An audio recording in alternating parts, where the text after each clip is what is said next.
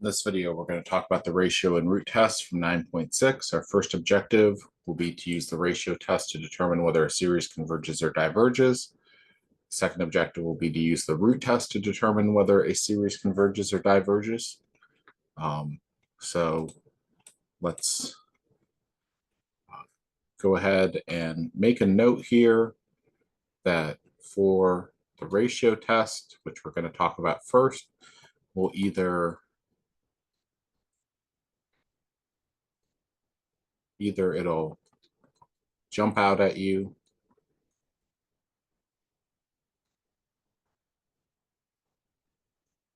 that you should use it,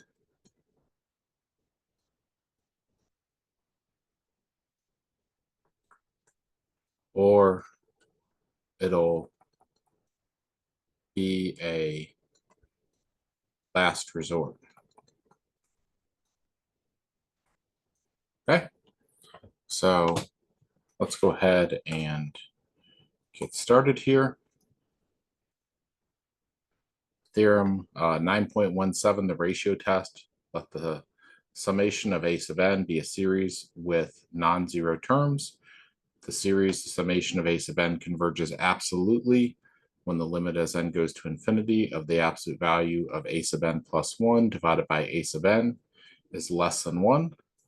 The series, the summation of a sub n diverges when the limit as n goes to infinity of the absolute value of a sub n plus 1 divided by a sub n is greater than 1, or the limit as n goes to infinity of the absolute value of a sub n plus 1 divided by a sub n is equal to infinity.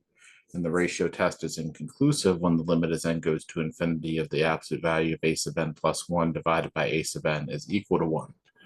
Note the ratio test will always be inconclusive for any p-series, so don't try and use the ratio test for a p-series, use the p-series test.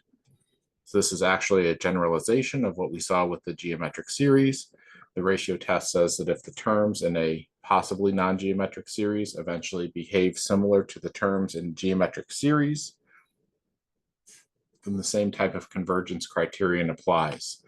In other words, if we look at the ratio of consecutive terms, namely a sub n plus 1 divided by a sub n, and this ratio approaches a limit r as n goes to infinity, then the series converges if that r is between -1 and 1, not inclusive.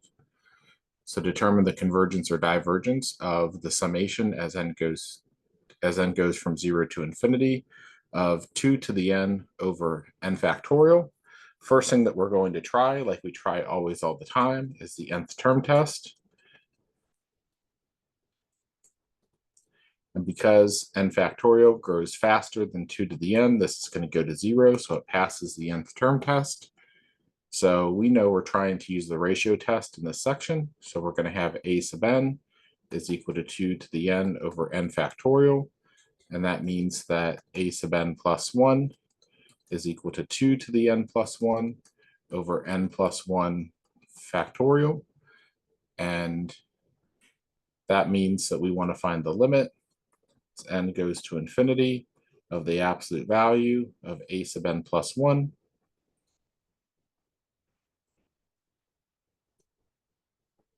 divided by a sub n.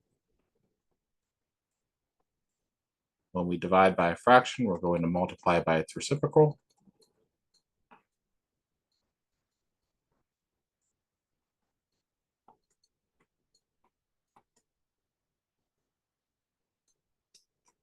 Looking factorial.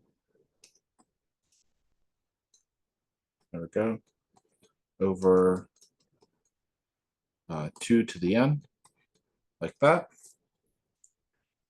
So this is equal to limit as n goes to infinity. 2 to the n plus 1 is 2 times 2 to the n. N plus 1 factorial is n plus 1 times n factorial. So this 2 to the n cancels with that 2 to the n, and that n factorial with that n factorial. So you see that the ratio test is very helpful to deal with exponentials and with factorials here. There's this fortunate cancellation, we're going to call that. It's by design that we use it that way, like that. And this goes to 0, which is less than 1. So the series converges. And we don't really need to say absolutely here because this was already a positive termed sequence, but we can say absolutely by the ratio test. Okay. Consider the series, the summation from n equals 1 to infinity of n factorial over 2 to the n. So that's this same thing reciprocated here. It's a reciprocal of a sub n from above.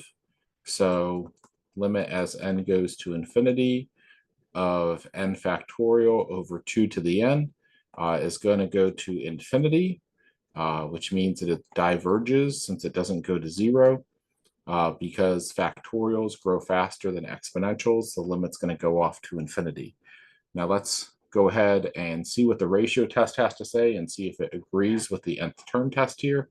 Since we have all this extra space, let's just go ahead and say a sub n is equal to n factorial over 2 to the n, and a sub n plus 1 is equal to n plus 1 factorial over 2 to the n plus 1. We want the limit as n goes to infinity of the absolute value of a sub n plus 1.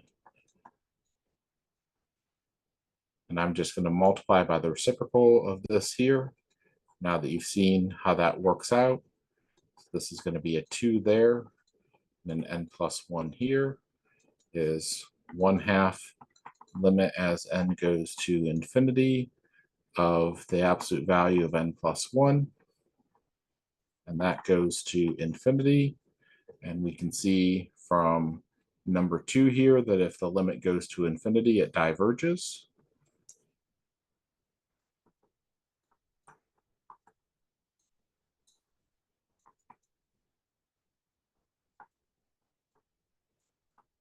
By the ratio test. Okay, let's go ahead and look at this next piece. Last section we discussed the alternating series, summation from n goes from 0 to infinity of -1 to the n times n factorial over 2 to the n. I told you that if it didn't pass the nth term test and it didn't have a monotonically decreasing sequence of terms, if it failed either of those parts, that it failed the alternating series test and it diverged. And this, we said, didn't pass the nth term test here for the a sub n, but the notes didn't say that. I told you that from the textbook. We're going to use the ratio test here to tell us that this diverges. Actually, the work is right up here because that sign changer isn't going to affect things. When I take the absolute value of 1 or -1, it's 1. So same thing is going on here. A sub n is -1 to the n, n factorial over 2 to the n. And I really can ignore the sign changer in something like this, but I'm just going to go ahead and use it this first time. -1 to the n plus 1, n plus 1 factorial over 2 to the n plus 1. And I want the limit as n goes to infinity, the absolute value of -1 to the n plus 1, n plus 1 factorial over 2 to the n plus 1 times the reciprocal of this is 2 to the n, -1 to the n, n factorial, like that. So if I cancel that out, that's a -1. And the absolute value of -1 is going to be 1. It's going to be a 2. And this is going to be n plus 1. Limit as n goes to infinity of absolute value of -1 times absolute value of n plus 1 over 2. So that's just a 1. is limit as n goes to infinity, 1/2. So the value of n plus 1 goes to infinity. So the series diverges by the ratio test. Sometimes all these sign changers will cancel each other out and make a positive 1. Sometimes they make a negative 1. It doesn't matter. When you take the absolute value, a negative 1 or positive 1 is going to become a 1. All right. So we can say, though, to add to what we said last time, if you didn't catch it, that if the series doesn't pass the nth term test for the non-alternating part of the series, then it will diverge. Also, if the derivative keeps going back positive, negative, and doesn't stay negative somewhere from some number on to infinity, it will diverge. So, or if the last part is positive and stays positive for the slope, it'll diverge. So use the ratio test to determine if the following series converges or diverges. So let's go ahead and do that.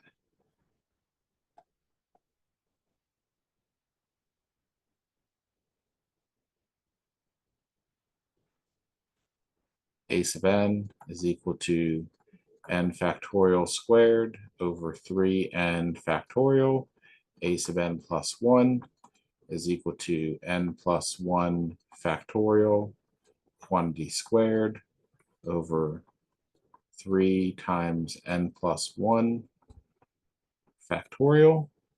So a sub n plus 1 is equal to n plus 1 factorial quantity squared over 3n plus 3 factorial. So limit as n goes to infinity of the absolute value of a n plus 1 is going to be n plus 1 factorial times another n plus 1 factorial over 3n plus 3 factorial times the reciprocal here, 3n factorial over n factorial times another n factorial. So that's going to be a n plus 1 and another n plus 1. And this is limit as n goes to infinity of the absolute value of n plus 1 times n plus 1 times 3n factorial. And now that I have some space down here, I want 3n plus 3 times 3n plus 2 times 3n plus 1 times 3n factorial, like that. And that will cancel. That leaves me limit as n goes to infinity, the absolute value of n plus 1, n plus 1, 3n plus 3, 3n plus 2, 3n plus 1. And I really don't care exactly what the polynomials are when I expand all this. I could cancel some of this and make a 3 here. But no matter what, the degree of the top is going to be less than the degree of the bottom because I have 2 n's here and I have 3 n's there. So this is degree 2. And this one is degree 3 down here.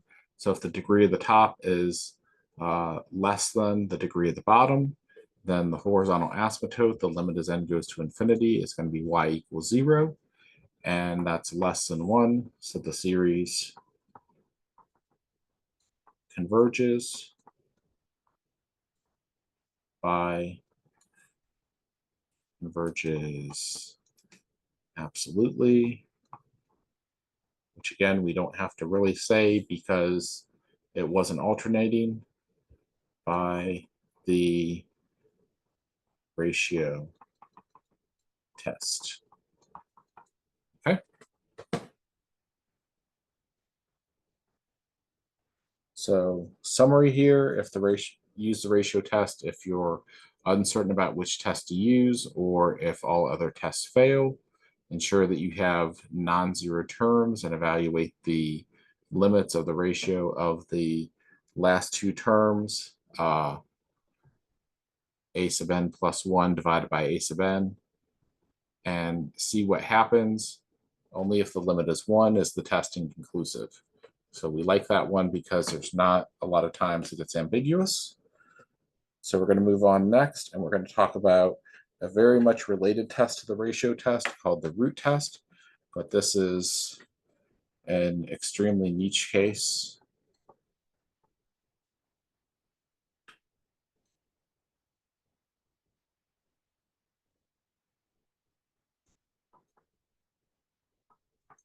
We want to use when we see something like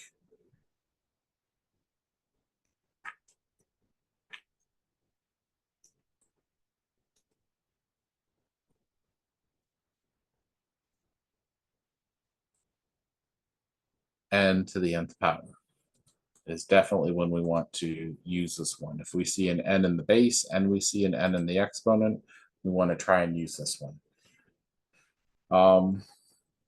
So the root test, theorem 9.18 says that the series summation of a sub n converges absolutely when the limit as n goes to infinity of the nth root of the absolute value of a sub n is less than 1. The series, the summation of a sub n diverges when the limit as n goes to infinity of the nth root of the absolute value of a sub n is greater than 1. So converges less than 1, just like the ratio test. Diverges greater than 1, just like the ratio test. Or when the limit as n goes to infinity of the nth root of the absolute value of a sub n is equal to infinity. Infinity is also greater than 1. So that fits that case. So it's also going to diverge then. The root test is inconclusive when the limit as n goes to infinity of the nth root of the absolute value of a sub n is equal to 1. And so again, conditions are just like the ratio test for the root test, just we're doing nth roots and we don't have to find the n plus 1th term here, so that makes it nicer. Again, the root test is always going to be inconclusive for a p-series, so don't use this for a p-series, use the p-series test. And this works especially well for series involving nth powers. Doesn't work so well for factorials. And there is one thing that I need to tell you here before we use this test. We're going to come back and talk about it in just a second. But the limit as n goes to infinity of the nth root of n, when we see that, that equals 1. We're going to look at the graph in just a second and examine that. But we're going to need that for this first problem. So use the root test to determine whether the series of the summation as n equals 1 to infinity of n over 2 to the n converges or diverges. So a sub n is equal to n over 2 to the n. So we want to find the limit as n goes to infinity of the nth root of the absolute value of n over 2 to the n. And we don't really need the absolute value bars here because it was already a positive term series. So this is going to be the limit as n goes to infinity of the nth root of n over 2. And this is going to be equal to 1/2, which is less than 1. So the series converges.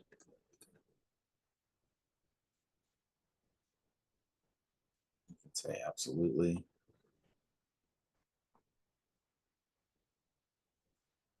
By the root test.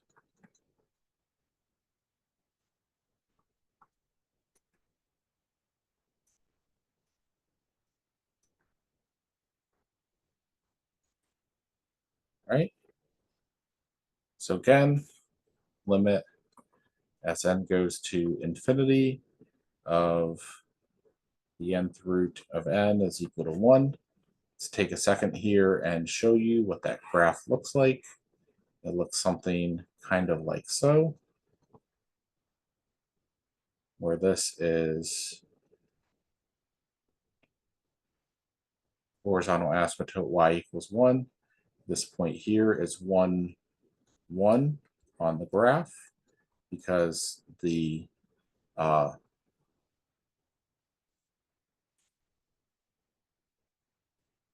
n to the 1 over 1, 1 to the, so if we have n to the 1 over n, and I have 1 to the 1 over 1 is 1 to the first is 1. So that's why that point is 1, 1 there. But as I get further and further along, as I take like the 100th root of 100, I'm getting closer and closer to 1. If I take the 1000th root of 1000, I'm getting closer and closer to 1. The 100 millionth root of 100 million, closer and closer to 1. All right, so let's go on here. Ask, does the series from n equals 1 to infinity, summation from n equals 1 to infinity of the quantity ln of n raised to the nth power divided by n squared converge? So we're going to be using the root test here to figure that out. Before I do that, let's see if I can take the limit as n goes to infinity of this. This is ln of n to the n over n squared. So I know this grows really slowly and this grows faster, but I know that exponentials grow faster than power functions here. So I don't know off the top of my head what this does without examining the graph. It is going to infinity over infinity. It's an indeterminate form. So let me just check it out here. So let's take the derivative of the top and the bottom if we can. So using the power rule, this is going to be limit as n goes to infinity of n times ln of n to the n minus 1 times 1 over n over 2n. And those will cancel each other out there. And I'm still going to get infinity over infinity, which is an indeterminate form. And I'll take the limit as n goes to infinity of n minus 1 times 1 over n over 2. It's going to be limit as n goes to infinity of, this is n minus 1 times ln of n to the n minus 2, like I said, times 1 over n. So this is going to be 1 minus 1 over n, ln of n to the n minus 2 over 2. It's going to be limit as n goes to infinity. This is going to be 1. That's going to be ln of n minus 2 over 2. And that's going to be infinity over 2 is infinity, and it diverges. So let's see if the root test agrees with us there, okay? So limit as n goes to infinity of the nth root of the absolute value, which I don't really need here, I don't think, but yeah, I do, because I don't know if that ln of n is going to be positive or negative. Ln of n to the nth power, or n squared, is going to be absolute value of ln of n over n to the 2 over n. Limit as n goes to infinity here is going to be infinity over infinity to the 0. I don't like that. So I'm going to switch that to limit as n goes to infinity of ln of n over the square of the nth root of n squared. And this is infinity over 1 squared is infinity, and it diverges by the root test. All right, just a little more here. Let's try this next one. I'm going to jump right into the root test on this one.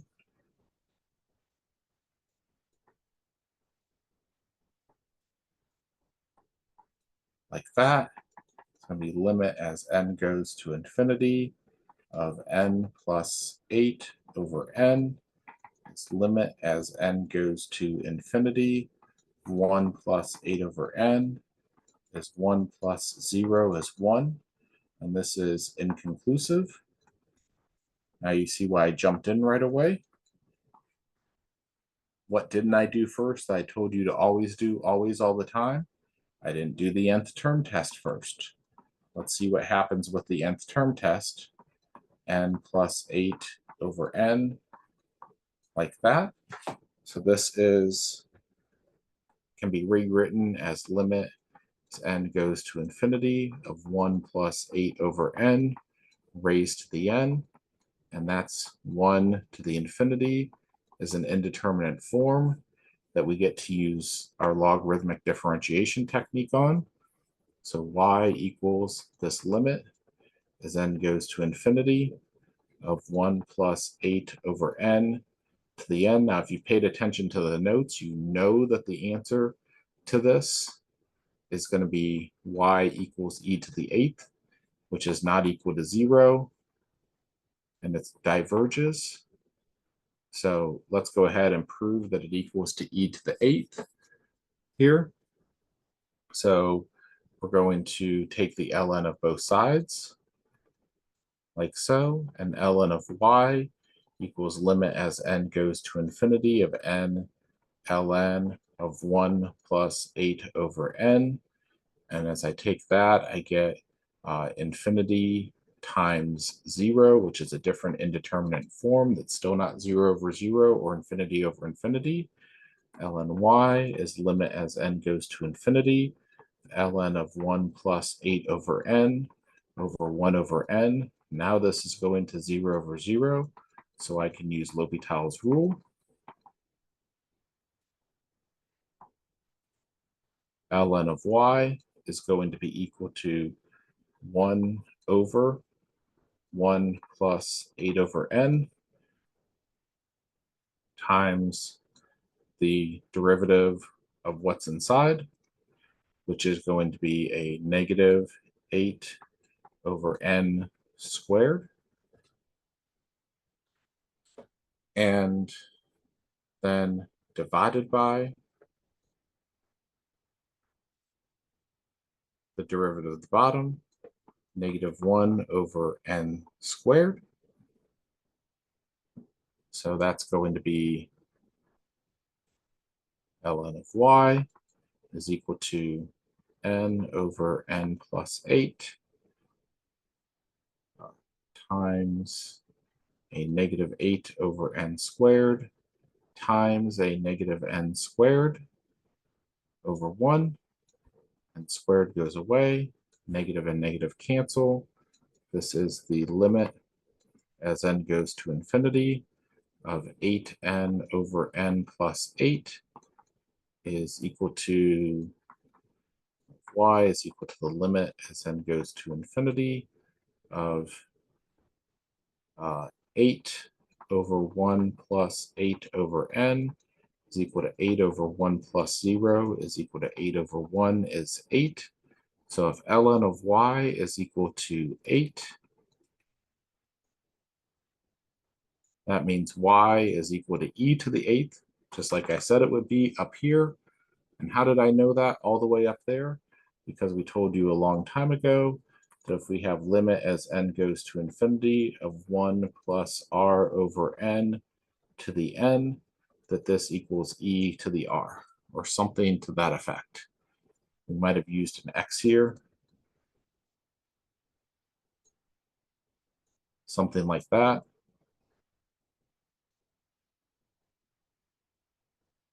But because this number here was 8, that's my exponent right there. And we made reference to this in how we knew that this is how the continuously compounding interest formula came to be. How did we get that e to the RT like that? So, all right, so we know that this fails the nth term test, so it diverges by the nth term test. Very good. We're done with that one. And let's summarize and wrap up here. So the root test works very well with series that have an nth power term. Specifically, if you see n to the nth power is when you want to use this. If you see such a series, consider the root test. If a test other than the nth term test is required, make sure that you try the nth term test first. Before you go on a wild goose chase with a lot of different tests, size up the terms. Is the nth term test inconclusive? Make sure it is before you go on. If it fails the nth term test, don't try anything else.